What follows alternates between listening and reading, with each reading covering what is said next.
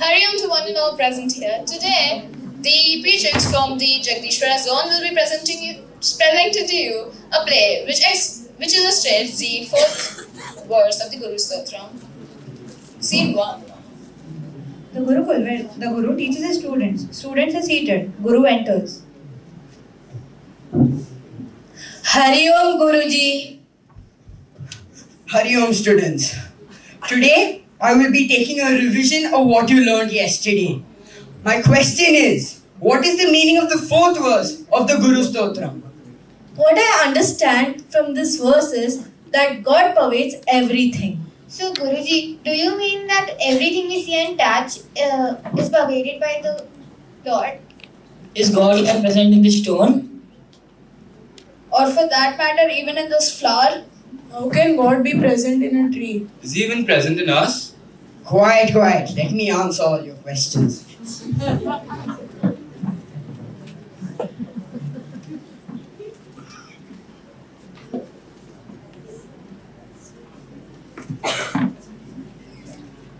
What do you see? I see a fruit-laden tree. And a man trying to grab a fruit. There is a sun on the top. And a few birds. All of you forgot the main point. What you see is a slate. Had there been no slate, there would be no drawing. Now let us just compare this to the God in the universe. God is the slate, and we are His creation. That is the drawing. Had there been no God, there would be nothing that exists. In the action and drama of the drawing, we forget that a slate exists. In the same way, in the action and drama of the world, we forget that God exists. In this also, as the slate pervades everything, living, non-living, movable, immovable, God also pervades everything. Can you please get me that basket? These are fruits of wisdom. I have obtained these fruits after hard penance. If you want to attain the knowledge that these fruits possess, you have to eat them in a place where no one can see you. You have to complete this task before today's evening class. Now all of you can come and collect your fruits.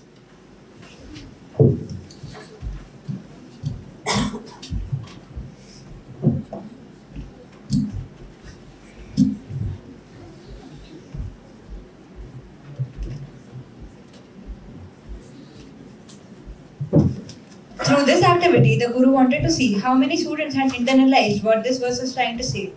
Had they just understood the meaning, or were they going to apply it? Scene 2. One of the students decides to go to the forest, thinking it would be secluded and would be a great place to eat the fruit. If I eat this fruit, I will be the smartest among the other students in the ashram. Yes, I found the right place to eat this fruit. There is nobody around watching me, except for those deer who are drinking water there. I need to wait until they go. Lion!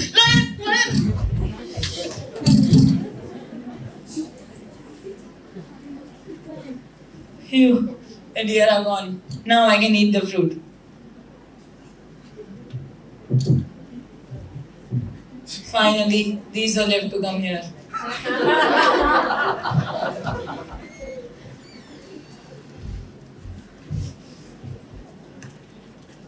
I'm tired of carrying this grass.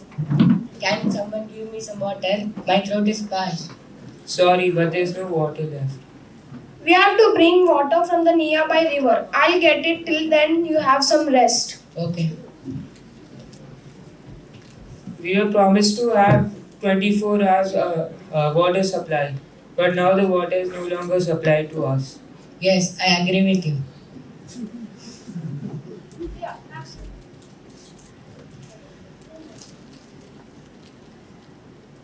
Now let's go.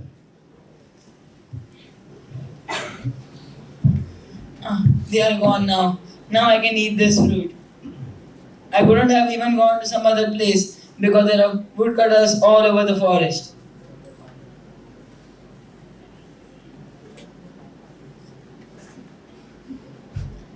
After the student eats the fruit, he leaves happily. Scene 3. Two of the students go in search of a place to eat their fruit.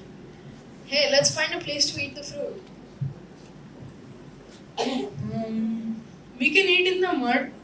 No, I want somewhere that's clean and green. Okay. We can eat near the river. It's clean and it's full of plants. No, I want somewhere where it's dry and no one can see us. We can eat in those trees. Oh, why do I have such a classmate? Hey, look, there's an abandoned hut. We can eat the fruit there.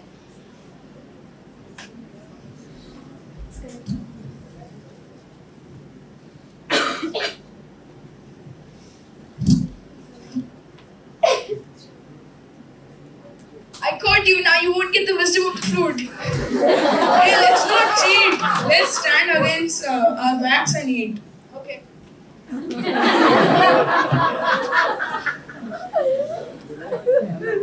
Even these students were able to eat the fruit which their guru had given them.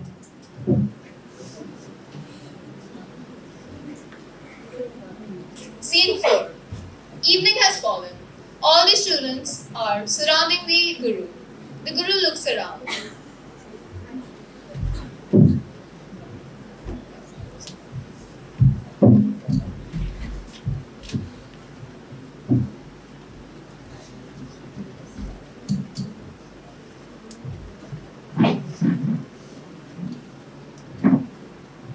I see that all of you have eaten your fruits. Can you tell me can you describe the place? I had to wait for a long time in the jungle before I could eat my fruit. I had to wait until the villagers and the deer had gone. Only then I could eat the fruit. What about you? We went to many places, near the mud, near the river and in the trees, and an abandoned hut, but we couldn't eat our fruit in any of these places, so we faced our backs and ate the fruit. Where is Swarna? I saw him near the lake.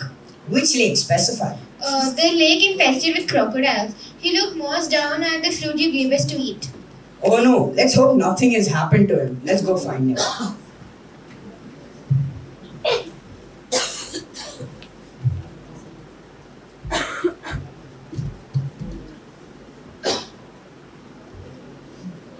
What happened? Did you find a place where no one can see you eat? Or were you so lazy you did not even bother?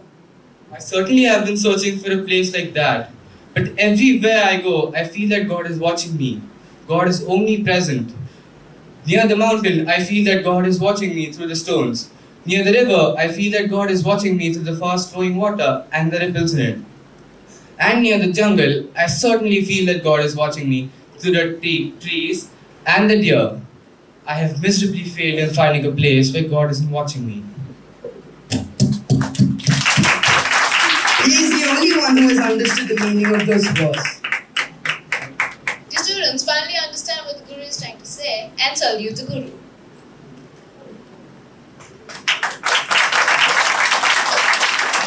I would like to present to you all a short summary of this particular verse.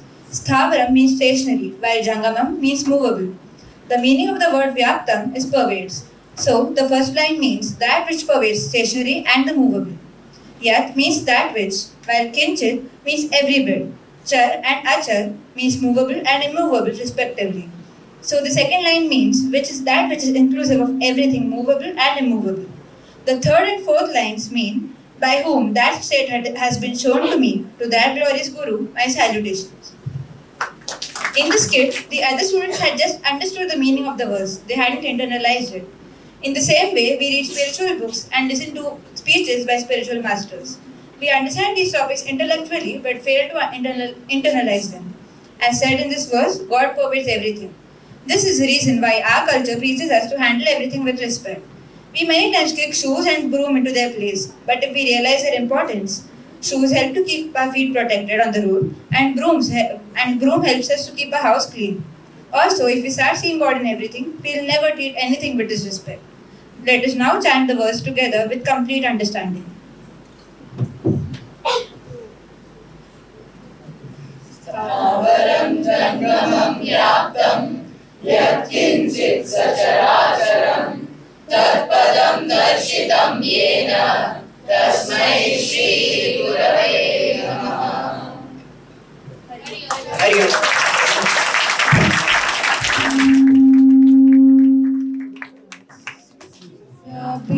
सर्वं त्रैलोक्यं सचराचरं तत्पदं दर्शितं येन तस्मै श्रीगुरवे नमः. Chinmay is the light of knowledge, acting as both a representation of God and a stepping stone to reach our ultimate goal. A light, a representation of the all-knowing being, lights our path and gives us clarity. This clarity and the strength it gives us is knowledge. This knowledge helps us remove ignorance at every step of our life, thus bringing us closer to the ultimate goal of life, bliss. And it is the understanding of the truth of this all-knowing presence in our lives that our Guru helps us recognize. God is an all-knowing, all-powerful entity whose presence cannot be recognized in our plane of perception. And though he cannot be seen, he can be experienced. We may not realize it, but everything around us is pervaded by him. His presence is similar to a mist. The mist that remains visible for a short period of time, but whose smell and feel remains in the air around us. God is like a constant mist. He may not be seen or recognized by us for a long time, but can always be experienced if you concentrate. He pervades everyone and everything around us. In the Stotram, when we describe his all-pervading nature, it refers to the Trilokyam, all three lokas. One might think that we are referring to Akash, the heaven, abode of the gods. Bhumi, the earth, our land of existence. And Patal, hell. Not only these, Trilokyam also refers to the three observable planes of existence. The waking state, the state of dreams, and the state of deep sleep. Every action we perform in our life falls into these three categories of existence. In the waking state, God is the source of energy and knowledge that enables us to perform various tasks and actions. Actions like studying, playing sports, thinking and making decisions, leisurely activities, and pursuits of enjoyment. God also pervades the elements that make up our limbs we use to carry out our activities.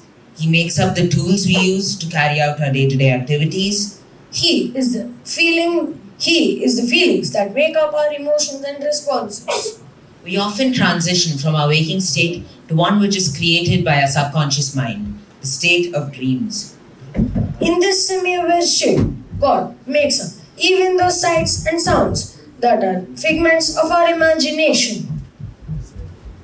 When we go further, and it is the thoughts that lead us to these dreams. When we go further into the state of dreams, we enter a state of deep sleep.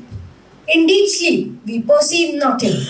We don't see anything, feel anything, or hear anything. In spite of absence of action or thought, God still pervades. He is in the moving and the non-moving, the living and the non-living. He pervades everything that is full of life and those that are devoid of it too. From every cell in our body to every breath we take. From every rock and stone to the birds in the sky. From swaying trees to the countless people we pass by every day. God is everywhere. The God who is the light of knowledge and helps us attain bliss. The God who pervades everything from the three planes of existence to the living and non-living, to the moving and non-moving. A Guru teaches us about this God. To this Guru I bow down.